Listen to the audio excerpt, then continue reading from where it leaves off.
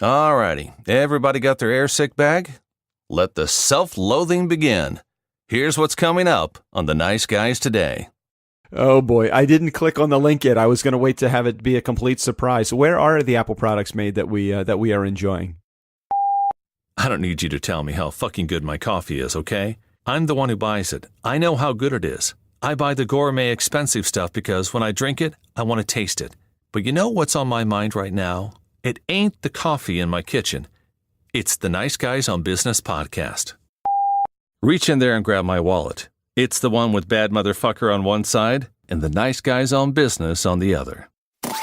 Need an education on how to grow your business? The Nice Guys are here to help. Learn about great customer service, networking, and how just being nice can help you prosper. Now, here are your hosts, Doug Sandler and Strickland Bonner. Hey, Funkin' fans, welcome back. Welcome back. It is Thursday. So I don't know about you. I'm like a little exhausted. We just finished recording our Monday episode, and which was like 1 million downloads. Oh my gosh. Yes. So we're now at 1,015,000 and something. You know, can I stop keeping track now? I don't know. I know. Dude, I told you could stop keeping track ages ago. You're the one that looks 15 times a day. You know, I get nervous. I think we're going to turn around and lose all of our business. I don't know why I think that. I'm just paranoid. You know, that's kept us sharp, Strick. It's kept us sharp all this time. Hey, I'm happy to be back. We have a sponsor today. Why don't we jump in with that right away, immediately, and give them the best value? So Tom is actually placing me, you know, I really have been trying hard to promote Turnkey Podcast, and Tom said, well, I guess I said to Tom, hey, would you be interested in maybe sharing some services here? I'll promote you, you promote me, and we'll meet in the middle there somewhere. And he was like, this is a great idea.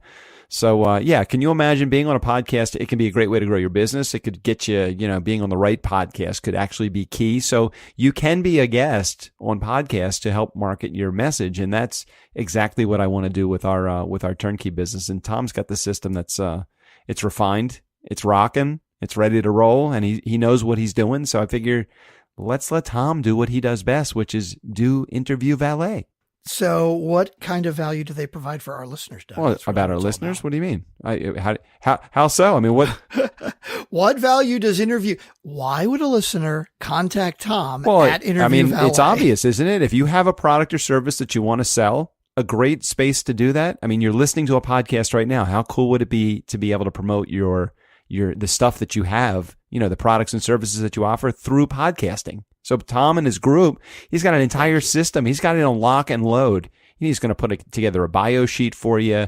He's going to get you on podcasts that will actually get your voice heard. So he's going to pinpoint place you, target you, laser visioned. That's the way I look at Tom. He's a laser visioned animal. He's going to make sure that you're placed on the right podcast to promote your message.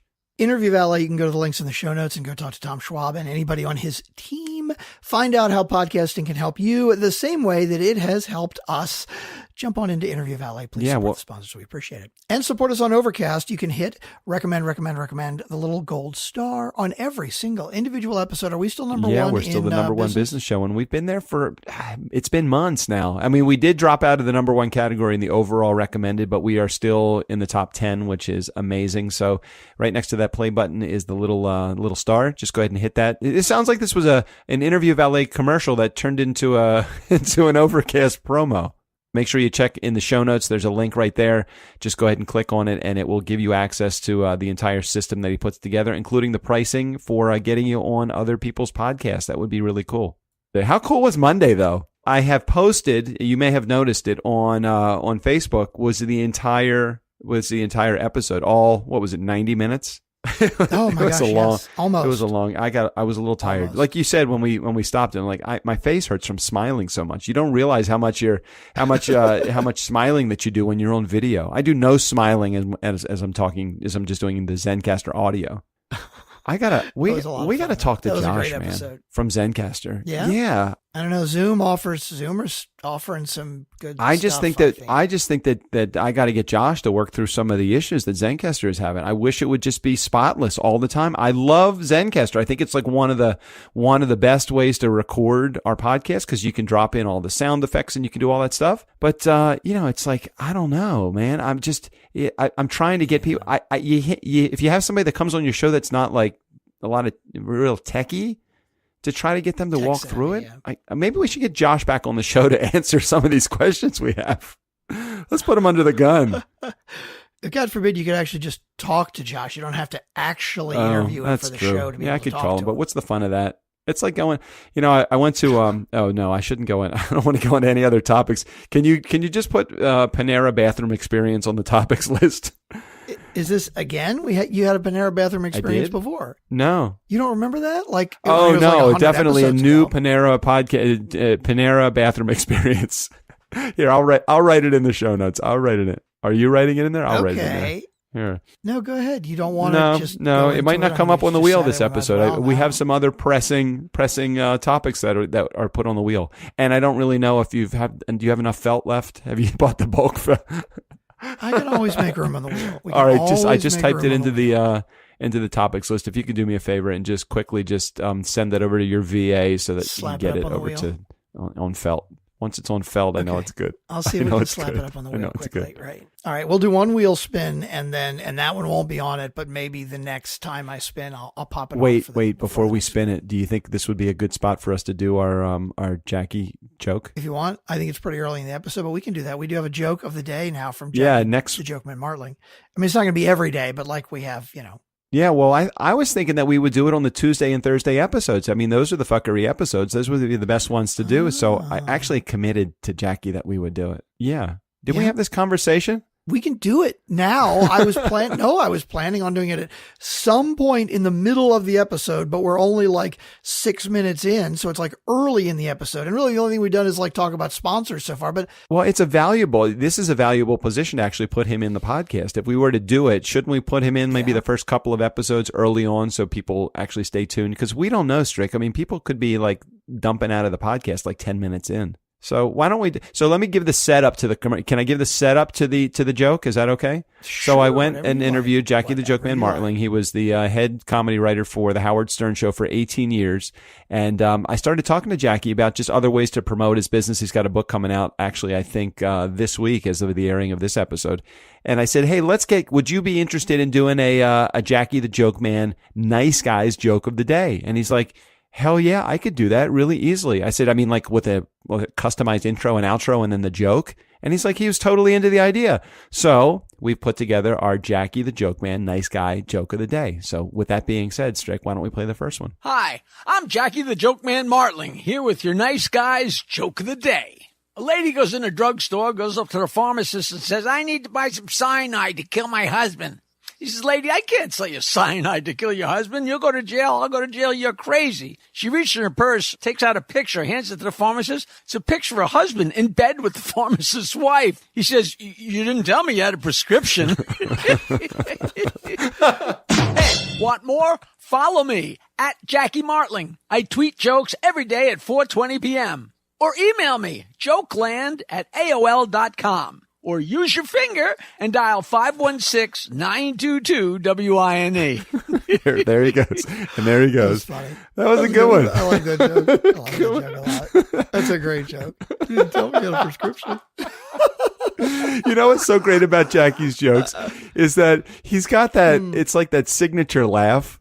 He's got it, and that gets me every time. It takes me right back to like 1980 something or 1990 something when I used to listen nonstop to the Howard Stern Show, and I can't believe he actually is a guy that is doing the jokes for us. So it's very cool. I like it. So every Tuesday and Thursday we'll play that little Jackie the Joke Man spot. Well, of course we'll change the jokes every time, but that was cool. All right, we are ready for our wheel spin. Let's do it, Strickland. All right, let's get over to the wheel, spin the wheel, and what is going to come up on the topics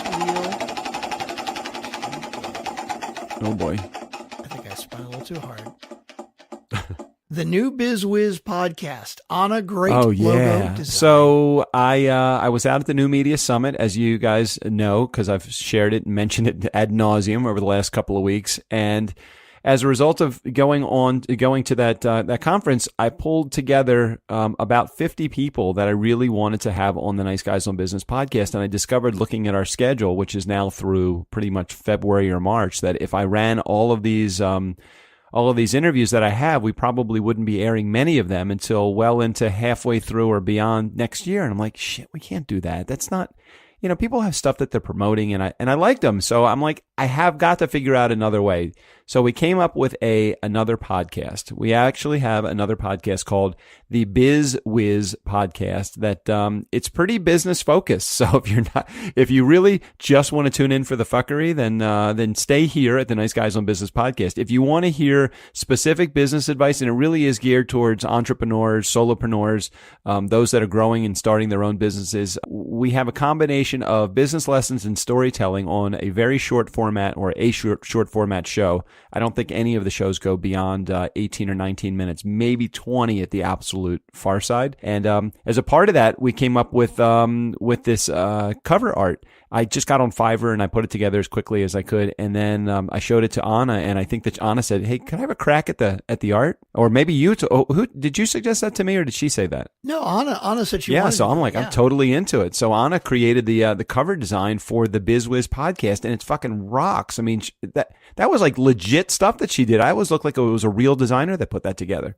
So the BizWiz podcast. When do you think, Strick? When do you think first episode will actually air? I don't know. We're looking like beginning of November, probably. So I ran, right? that makes sense to me as long it fits into your production schedule. So I have about 50 interviews that I have or will have done by that time, and then we're just going to run them until the episodes run out. So I'm going to run it every day. It's going to be 7 days a week, 20 minutes at a time. You'll get to hear a little bit of me and a lot of the guest that's coming on the show. Good show notes. We've very formulaic in its approach. I know this is exactly everything that the Nice Guys on Business podcast isn't.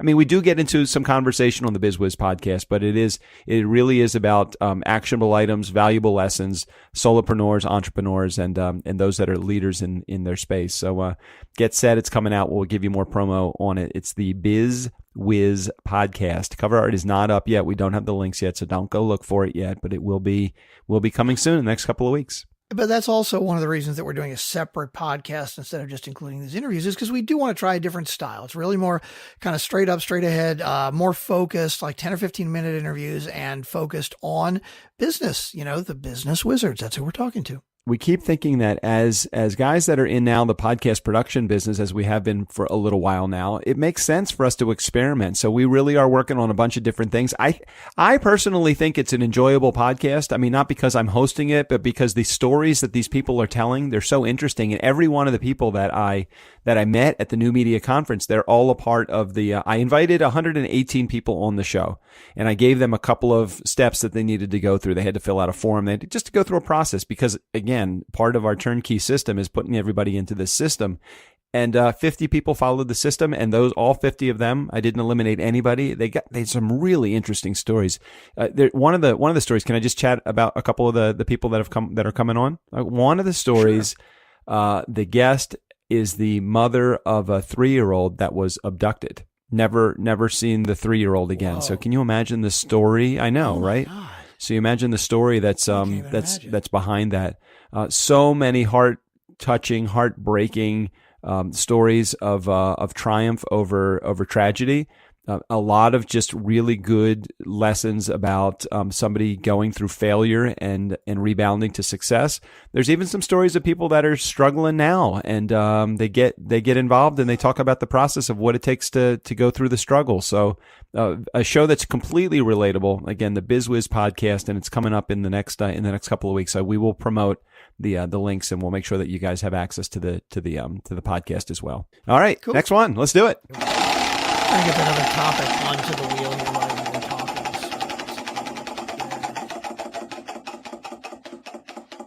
Boom. Huh. Oh boy. Which one? You're going to hate this one. We talked, I think maybe 2 weeks ago, about where Apple products are made. That's the one that came up. Where are Apple products made? Oh boy. I didn't click on the link yet. I was going to wait to have it be a complete surprise. Yeah. Where are the Apple products made that we are enjoying? Most of them in China? In China. Well, in China, yes, they're actually, and the parts are come from many, many different countries. Very few of which are competent, though. The Chinese are a very competent society. I really feel like they know what they're doing. Why wouldn't we make them in China? It makes complete sense. So apparently, the two interviews that I have on here, the two links I put, I'll put them in the show notes, are from Macworld and from Entrepreneur and Entrepreneur Magazine. Of course, Donald Trump was like, I've spoken to Apple and they're going to bring manufacturing back to the United States. Yes, we're going to bring more jobs back to the United States. And the CEO of Apple said, whoa, hold on there, Donald. Hold on a second. So he didn't say that?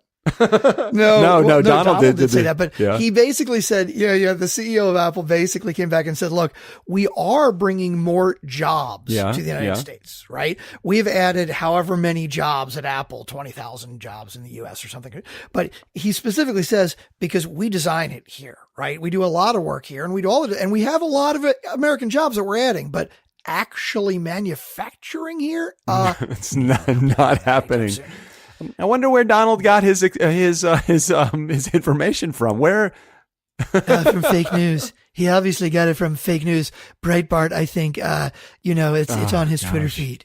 No, we're not going to get into please, no, because I'm not going to do that. Didn't want to go there. We have too many other episodes. Too many. Now other that I'm a about. fan of The Daily, which is New York Times, is their podcast. Gosh, if you don't listen to Michael Barbaro, just anybody tune into The Daily. What a cool podcast. We mentioned it on our 1 millionth download episode, but I love that podcast. It's called The Daily, so there's no reason why I'm promoting it other than it's just a good podcast. So check it out.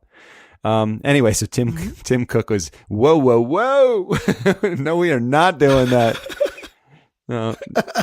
When I'm looking at that link you just sent me, the link for where Apple products made. Now, I don't know what you see on there, but I'm looking at the one that's at Macworld. Yeah, the Macworld. In the right-hand side, there's an advertisement. Do you see an advertisement on the right-hand side? I'm pulling it up right now. Let's take a look. I am totally looking at it to say, I bet you are not looking at the same advertisement that I'm looking at. So, are you looking at what, Viagra, or is your hair falling out? No, that's not what I'm looking at. I'm looking at Vistaprint. You see, you're looking at Vistaprint. You know why? Because you've probably ordered a business cards or something recently, and it's like, hey, the next time you order, maybe you should think about using Vistaprint.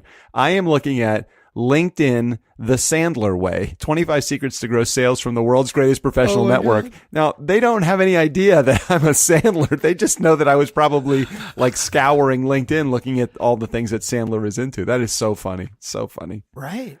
That's it. Targeted advertising. Hey, are you into the new, now, do you have Alexa? I forget. Do you have that at your house? Yeah. No, is that the Google one? No, that's the Amazon. Yeah, Siri is Apple. No, Alexa is Amazon, I think that Google one is just Google. No, I think it is Alexa. I think we do. My daughter has one, yeah. I was listening to this. So is it constantly listening, or is it only listening after you give it the keyword? Or is it the same thing? No, it's listening all the time. There's been interesting controversy about that because it is listening all the time. So it's almost like Amazon, Google, or whoever has a microphone in your house listening, right? God, that is exactly. Yeah. They've talked about, I haven't looked into any details of this, but I've heard that they have been trying to, in some cases, solve crimes. Like basically that Alexa could be basically a witness. Like you could possibly get the audio from the time that a crime was happening. Yeah, in real time, in right? a house. Right. Like Alexa heard it happen in real time. Like, I don't know if they've actually done anything with it yet, but that is so interesting and scary all at the same time, because forget the fact that it's great. Maybe it could be used to solve a crime, but it could be used in the event that you do something wrong. Like, let's say that you're a cheater, or let's say that you steal, are doing your taxes and your accountant's over and you're talking about, I want to get rid of all the, or whatever, or anything that is totally not anybody's business other than yours. Gosh, that's scary. On the other side of it, you could prevent something that's bad that could happen. Like if you hear that your kid is planning on going to a party and drinking and driving or getting involved in drugs or something, or something bad go down, that would be something you'd want to interfere with that could save potentially somebody's life. Yeah, the age-old argument of freedom versus protection. Like people talk about I don't want cameras on the streets, and I don't want the government to be able to tap my phone or be able to see my Google searches or anything. And it's like, Okay, dude, but how do you think we have caught a lot of terrorists? I mean, it's the same stuff, right? Oh, well, I'm not a terrorist. Well, how does Google know, or how does the government know? It's such a fine line between these two, right? It's like, no, it's like you want freedom, but you also want security. And those two don't always go hand in hand. I remember having, it was episode 352. I was just looking at my website. Jen Goldbeck. I don't know if you remember her, but Jen was Dr. Jen Goldberg. She was the big data expert from the University of Maryland. And she was talking about who owns all of this big data, who owns this information. Now, I know big data does encompass a whole series, a whole bunch of other stuff, but the point of her coming on the show is just talking about privacy. I mean, the matter of privacy. Who owns all of that? In this particular case, who owns those audio recordings? And are they actually being recorded somewhere? Like, so what you're telling me is it's not that Siri or Alexa is just listening, but they are actually storing? Is that information go anywhere? Like how do we even do that? See, I don't know. I don't know about that. I'm sure Jen knows. Maybe we need to get back on again. It's an interesting, now that Siri and Alexa are very commonplace. I mean, I don't know what percentage of homes have Siri. Did you say you do have Alexa? Or, I mean, you do have something in your house? Yeah. My daughter's got one, yeah. So I think it's Alexa. Is it just in a room, or can it hear you from anywhere? Oh, yeah. It only hears you like in whatever room you're in. Gosh, yeah. I mean, if it's in the room with you, it'll like be able to hear you. So when you have like a Google House or an Alexa house, so it could hear you basically from anywhere. Oh my God, just the thought of that that's not good. That's not. I mean, it makes me feel like I'm being watched all the time. But since you're being watched all the time, it's almost like having a camera in your house. At some point, you become, it's just you're used to it. So it's like you just live your life, except the camera's there or the recording's there. A little bit scary. A little scary. All right, let's move on to our next topic. What do we got? Oh, hang on. Okay, let's pull the wheel up here. Let's see what we got.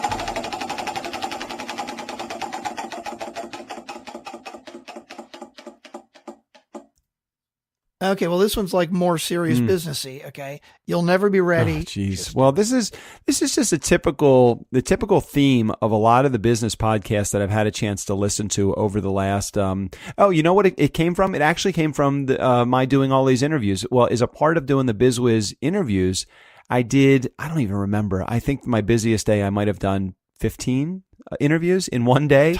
So I'm knocking out all 50 of these interviews, I think, in the course of 4 or 5 days. I can't remember how many days are on the schedule.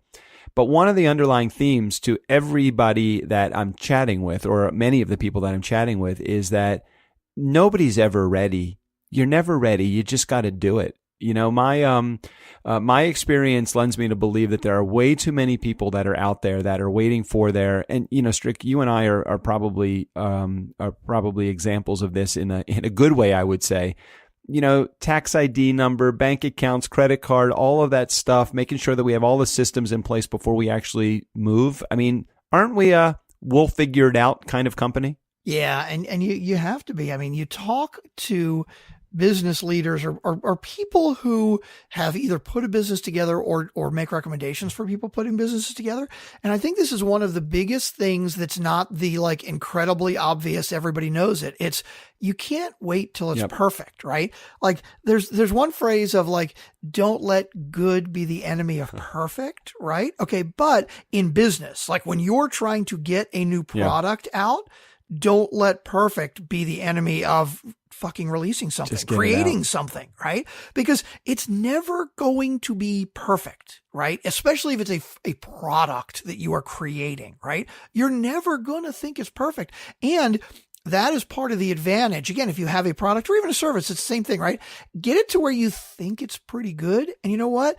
The first people that you sell to, you need to encourage them to give you feedback, because what you think might need to be fixed, right? Like I get this product that I think is 80% where I want it. And maybe the 20% that's not right, there are 3 specific things that I'd like to make better. Well, you know what? I may get this out to the public and realize that they don't care about those 3 things, that really I don't need to fix those 3, but you know what? There are 2 others that I hadn't even considered before that they're all having problems with. What do you think is the reason why people hesitate? Do they hesitate because of they feel that they're going to fail at it, or do they hesitate because they feel like there's going to be this unknown, like, or that whole, a lot of people go through that, what I would call the fraud complex, where they feel like, well, I'm not ready to bring this out. And if I bring it out and I'm not ready, people are going to think that I'm just lying to them.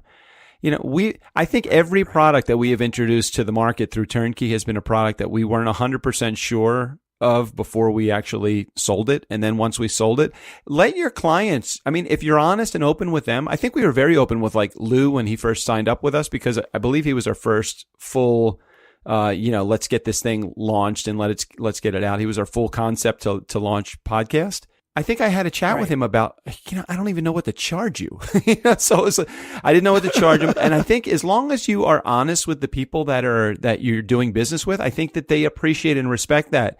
And, I don't think that you're ever going to be ready unless you have like this invention that has to be like fixed. But then all the other business shit, like the distribution chain and your logistics and all that, you'll never have it all down. Just put it out there, screw up really good, and watch the results happen. I think that has been beneficial to us in building our business as well.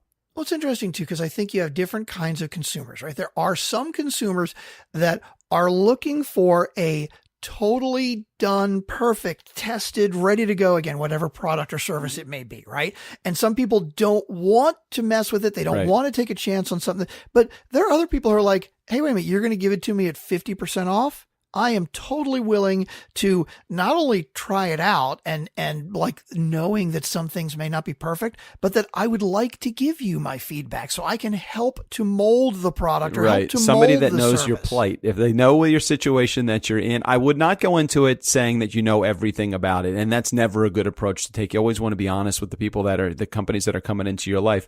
But if you stay with them and you provide this exemplary customer service, that's the other side of it too. Don't ignore the customer. You got to make sure you stay in the game as well. I think that's an area that we've done pretty well with our customers too. Yeah, you've got to get the feedback from them to improve, but let them know up front.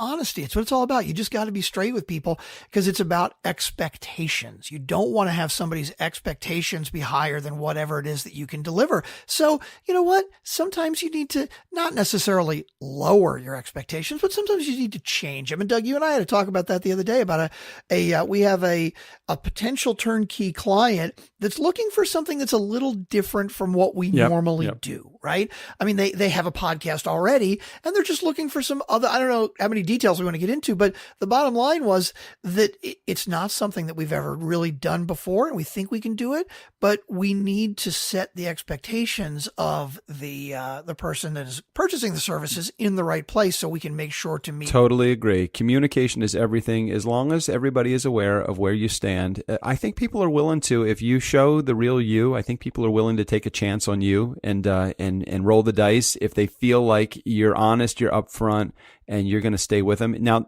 don't abandon the project. That's what I would say as a result. If you plan on like, that really didn't work, you can't leave your customer high and dry. No matter what, you got to be there to support the client as well. Yep. So true. So true. Okay, well, that was enough business talk. Let's get to another topic. Hey, when we were doing Monday's 1 millionth download episode, what did somebody say about last Thursday? That was actually a good show. You guys spent a lot of time talking about business. I know, right? I know. Our episode last Thursday was really good. We got into a lot of good business advice. That was cool. Okay, new podcast produced. vaginatalks.com.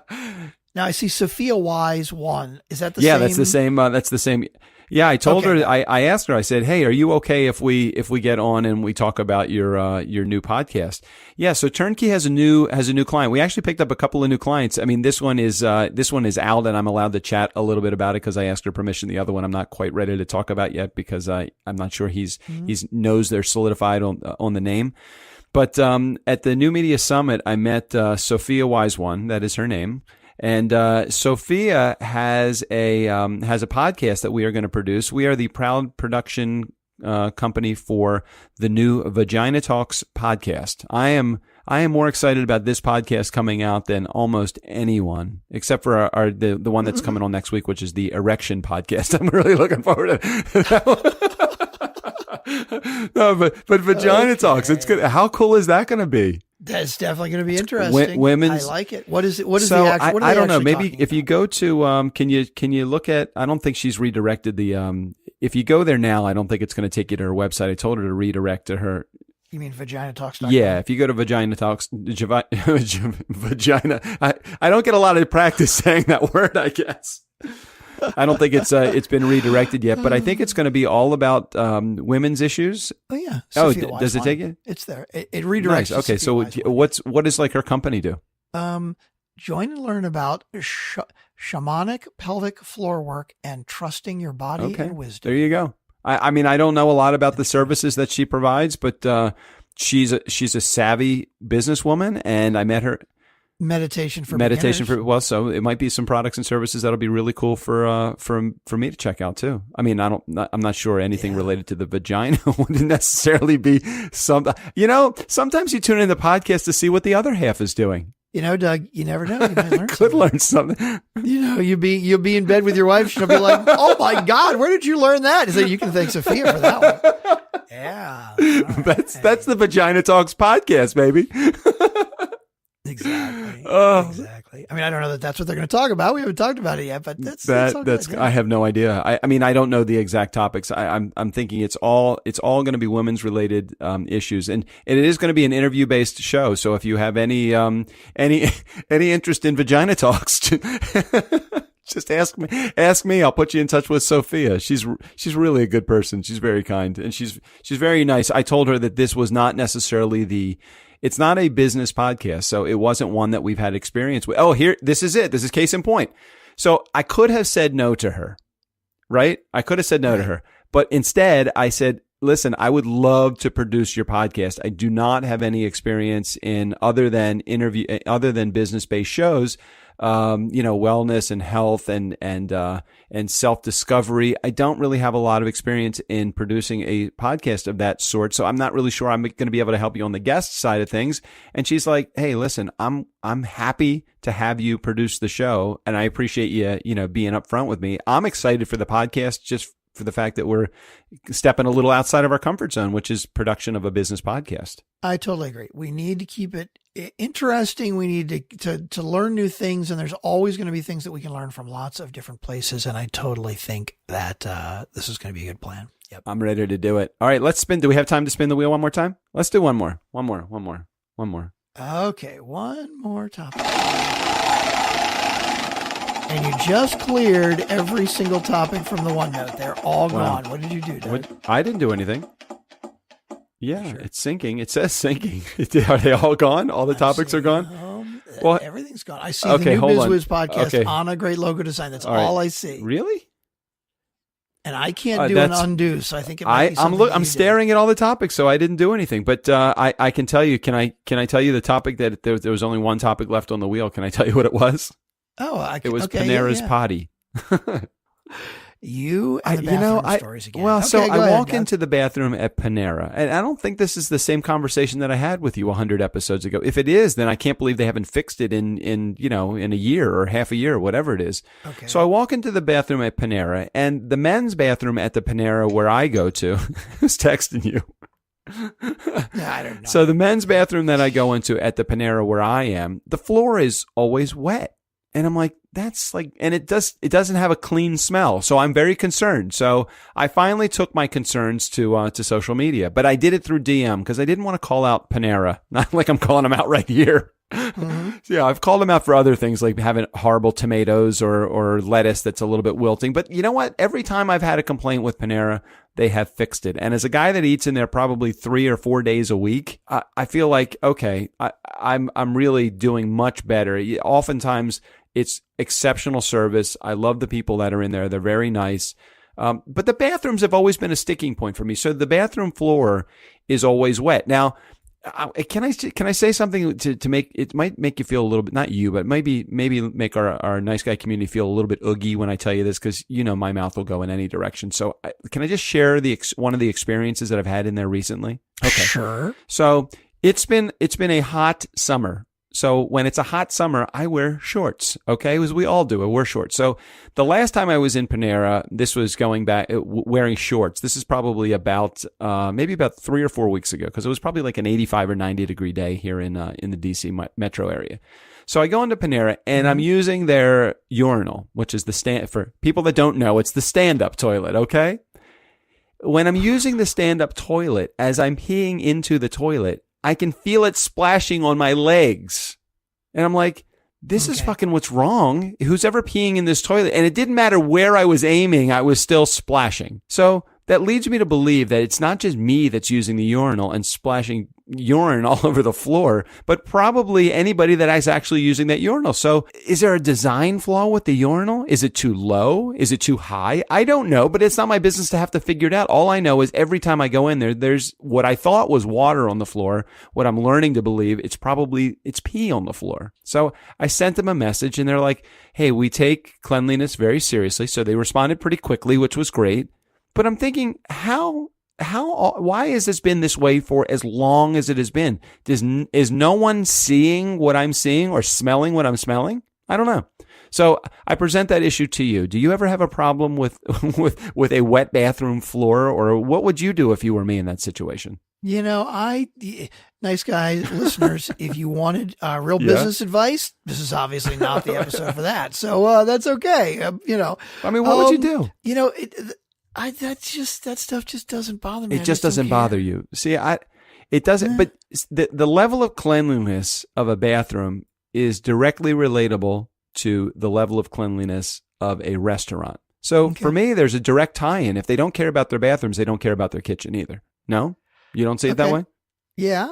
I'm with you. And Panera is certainly known for, having a higher standard. Absolutely. So I keep thinking, why is it me? Am I the only one that is seeing this? I have to tell you, no, I am not the only one seeing this. I'm not. I can't possibly be. Okay. I'm with you. And so what would you like to do about it? I mean, so basically you reached out to them and they were like, hey, we try to keep it clean and we keep cleanliness at the top of our priority scale, or however they said it, and they'll take a look at it. And that's fine. And that's the answer that I was looking for.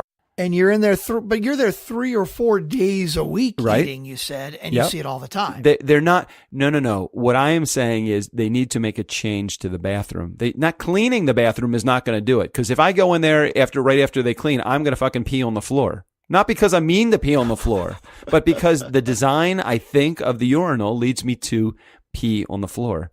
I don't know if it and that plus the sink is right next to the toilet and the soap thing. So when I put my hand under the soap, some of the soap gets in my hand, but it's an automatic thing. So when I pull my hand away, now the soap is dripping on the floor. It's not how it should be. I don't mean to get emotional about this, but I keep thinking, why am I the only one that is noticing what is going on here? Why is somebody not taking care of it?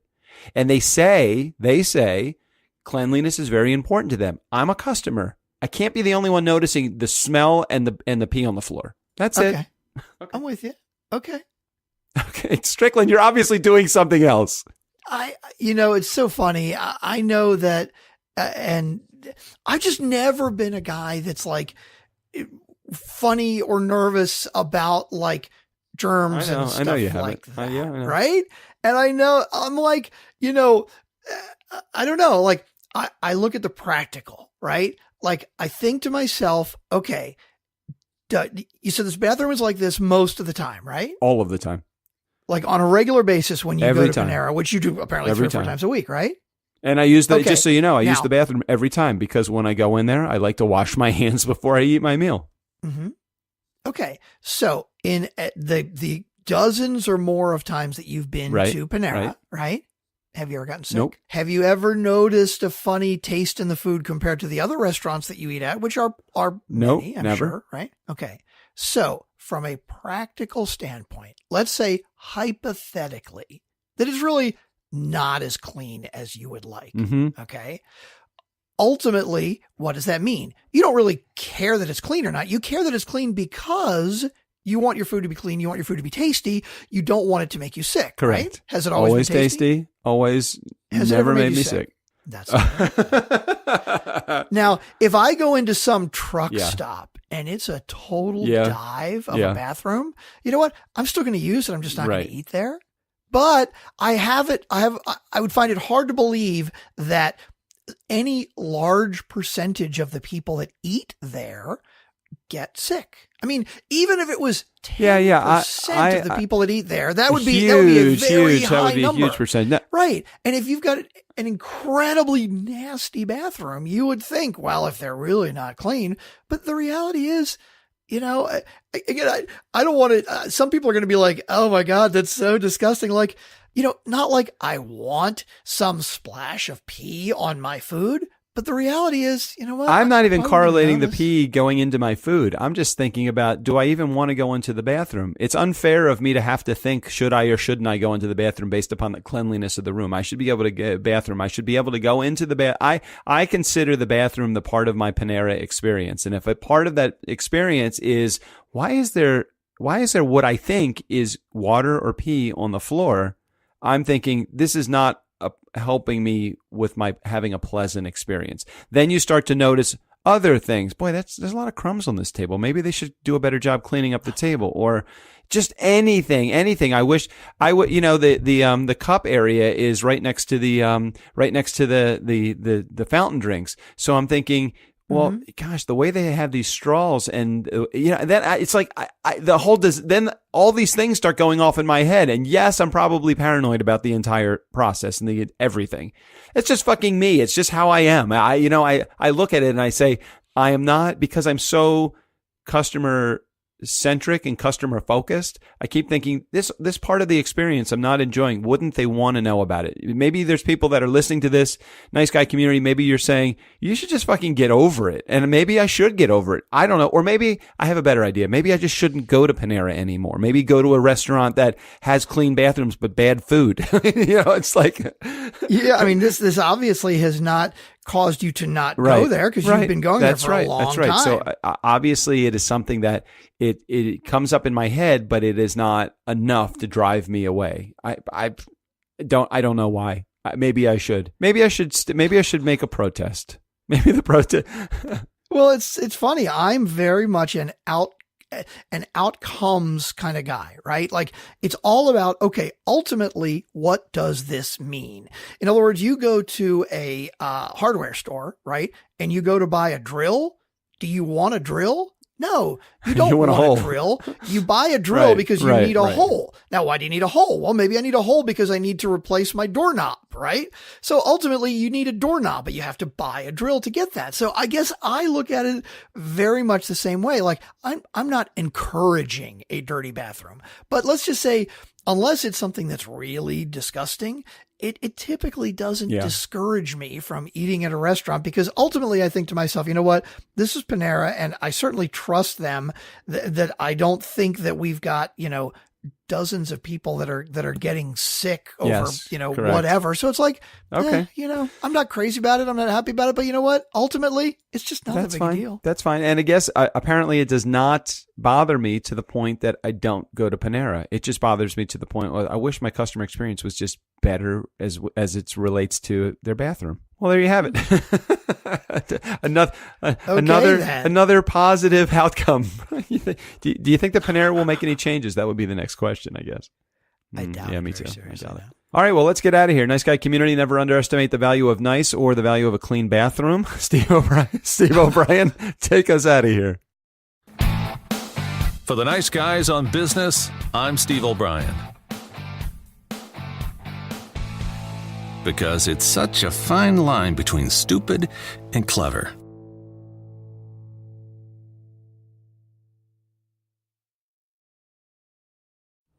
Now that the nice guys on business have just pleasured you for longer than anyone else ever has, give them a little star love by recommending them in your Overcast app.